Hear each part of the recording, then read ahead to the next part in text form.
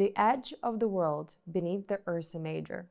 This famous northern constellation served as a guide for the ancient Greeks, pointing the way to the north. The Arctic is both a harsh and an astonishing place that has long captured the human imagination of sailors, poets, travelers, and scientists. To this day, it remains alluring and still not fully explored.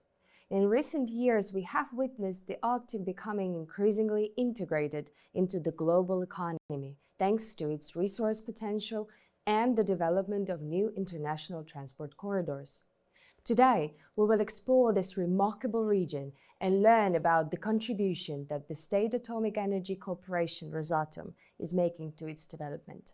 Before I begin, I would like you to take a mindful moment and think, what associations does the word Arctic bring to your mind? What do you see?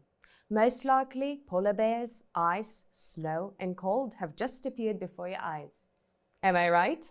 The Arctic is indeed very often imagined as an icy desert, but in reality, the Arctic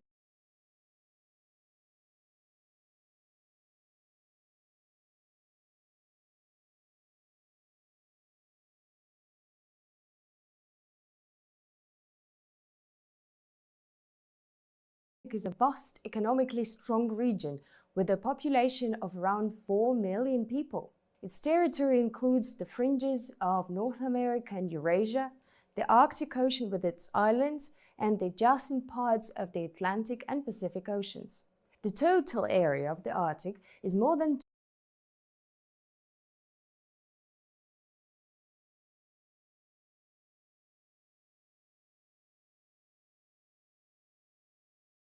20 million square kilometers. The Russian part of the Arctic region accounts for nearly a third of the entire Arctic shelf, stretching from Franz Josef Land to Wrangel Island. You have likely heard about the harsh climate of the Arctic, and it's not a surprise. Winter temperatures here drop to minus 50 degrees Celsius, while summers are short and cool. The Arctic experiences polar days and nights, the northern lights, and is home to remarkable plants and animals found nowhere else on Earth. Musk oxen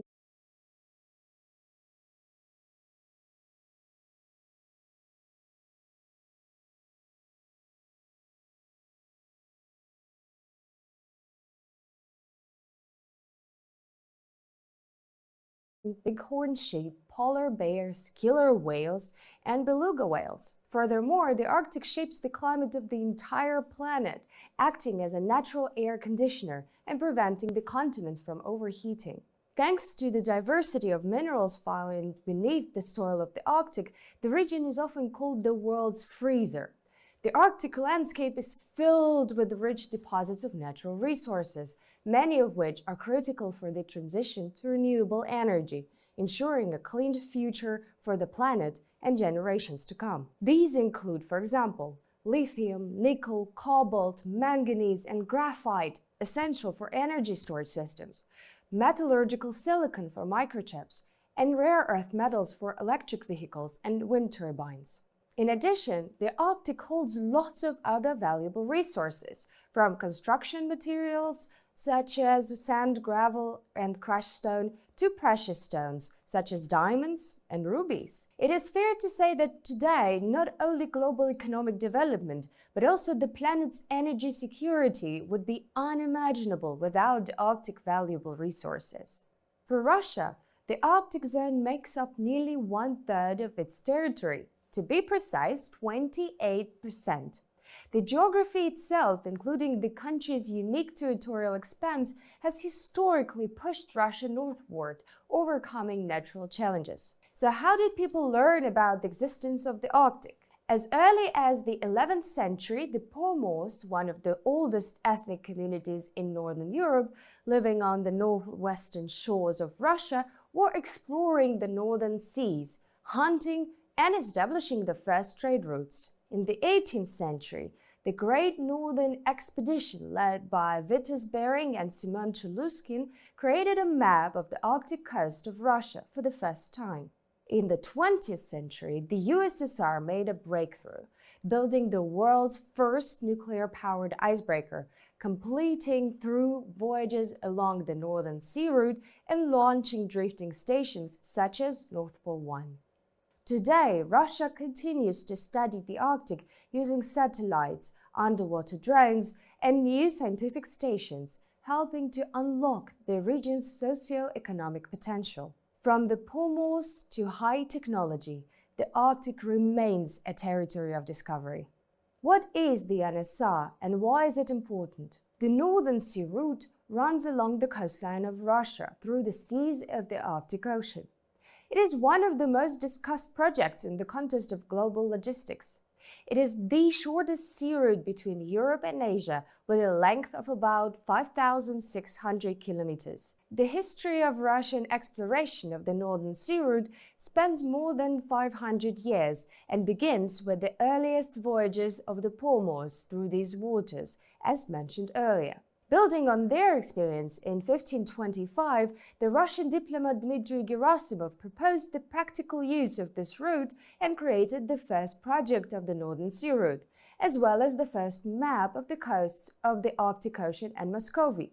Muscovy being the political and geographical name for the Russian state used from the 15th to the early 18th century. What are the advantages of the Northern Sea Route?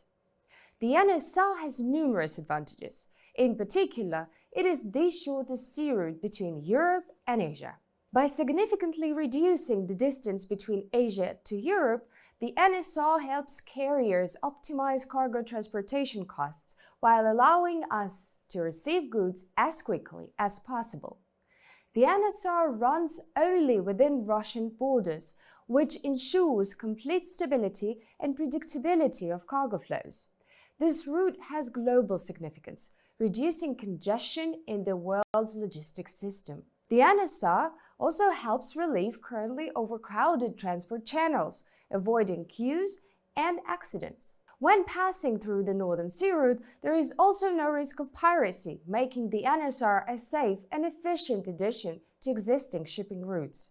Furthermore, the reduced distance offered by the Arctic route contributes to lower CO2 emissions. It also stimulates the development of Russia's northern regions, creates new jobs, and promotes the adoption of green technologies in shipping.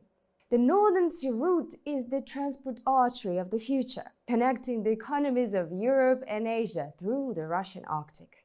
For most of the year, the seas of the Arctic Ocean are covered with ice. But how is navigation through ice even possible? The answer: nuclear icebreaker fleet. Russia is the only country in the world to possess a nuclear icebreaker fleet. The fleet is operated by Rosatom. Rosatom issues permits for passage along the NSR, helps chart safe routes through the ice, and escorts vessels during navigation. The primary purpose of nuclear icebreakers is to ensure the escort of ships along the Northern Sea Route. Thanks to their powerful reactors, the latest project 2220 nuclear icebreakers can break through ice up to 3 meters thick. The use of a nuclear reactor allows icebreakers to operate for up to 7 years without refueling. And most importantly, nuclear icebreakers provide virtually no carbon dioxide emissions, making them environmentally safe. In addition to cargo transportation, Russian nuclear icebreakers take part in expeditions, are sometimes involved in rescue operations, and even carry tourists. A nuclear icebreaker possesses several features that enable it to force its way through the Arctic ice and guide vessels behind it. An ultra-strong hull design, great weight, and powerful reactors. Nuclear icebreakers advance through the ice by essentially leaning their bow onto the ice surface. The ice barrier breaks under the icebreaker's weight, and the ice fragments scatter to the sides, creating a channel for the passage of both the nuclear-powered vessel and the ship it is escorting. The icebreaker's hull is extremely strong and is made of steel capable of withstanding low temperatures. In addition to a powerful hull, nuclear icebreakers are equipped with nuclear reactors.